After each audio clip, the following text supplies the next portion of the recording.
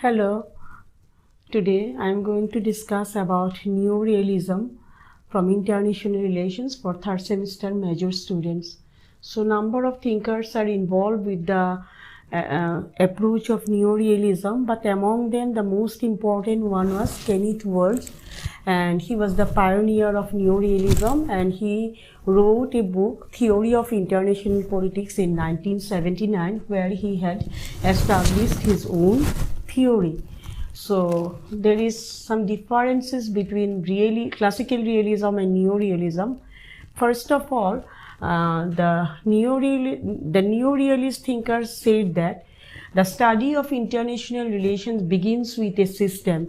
It may be a state system or it may be other political system, but it has started with a system, and on the basis of that system we can study the international relation. It is not the individual but the system, and here lies the difference between the classical realism and neo-realism, because according to classical realism they developed their theory on the basis of the negative character of human being, that is, human beings are very much power hungry, politics is nothing but struggle for power, like that. But they said that individual will come later on, it is the state or the system what we must have to study first.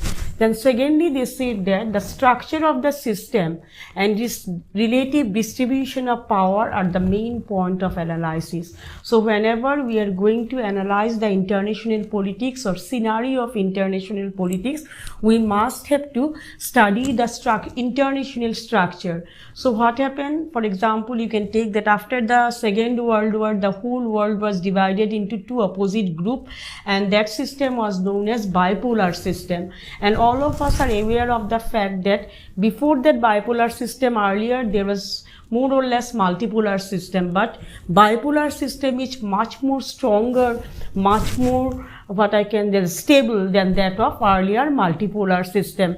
And here both USA and USSR, they had played a very significant role, and whole world,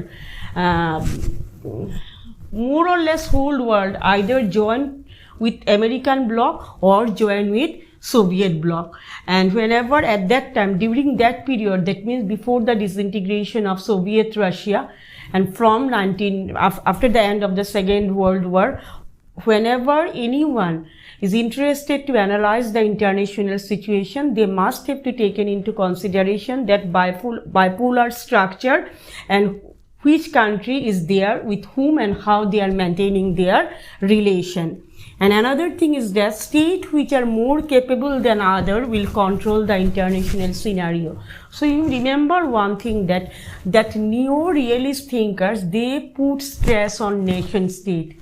They are not interested to give away with nation state. They put very much stress on nation state, and they said that any state which is more powerful in international scenario, it will control the whole international situation.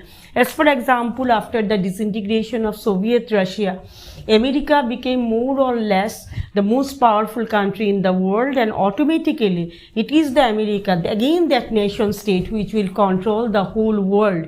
So nation states are still there, and nation state is still playing a very significant role in international affairs.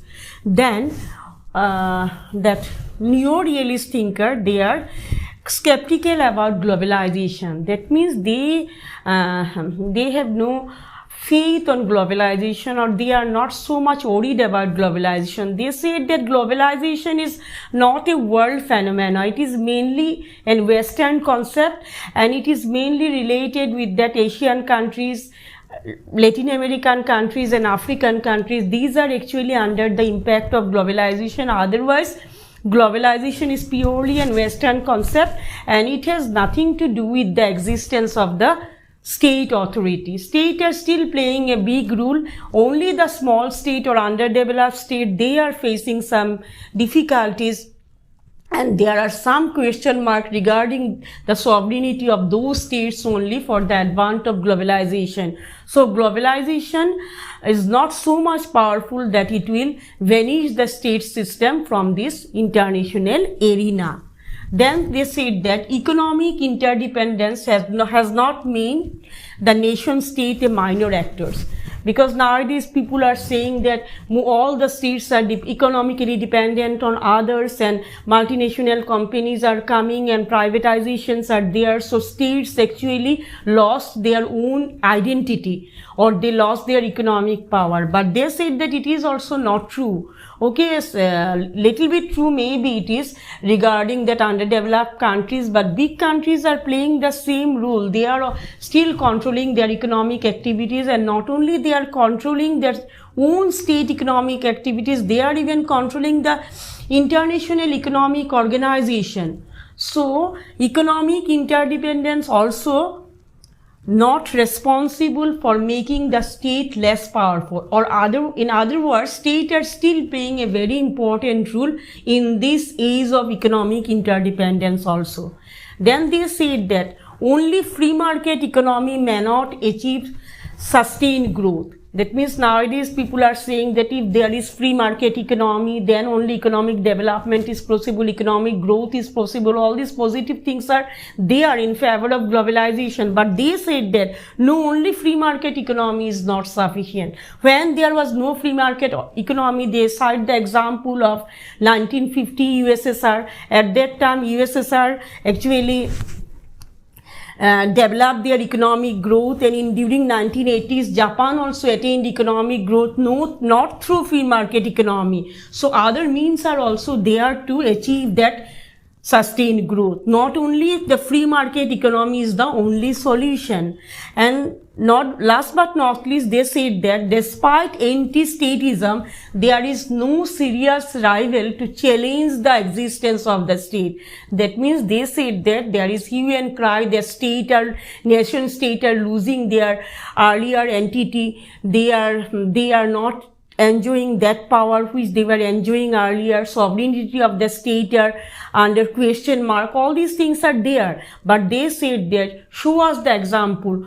Who are the other organizations which can compete with the state power? There is no serious rival who can compete with the state. State is still there. State is still the sovereign authority. State is still the deciding factor in the economic field. And globalization or free market, these are the temporary phase, and these are mainly the Western concept which they are using for their own economic benefit. So this is in nutshell about Kenneth Walls' concept of Neo-Realism. That means it is more or less different from classical realism. They are again established the sanctity of the state in world politics. So thank you today.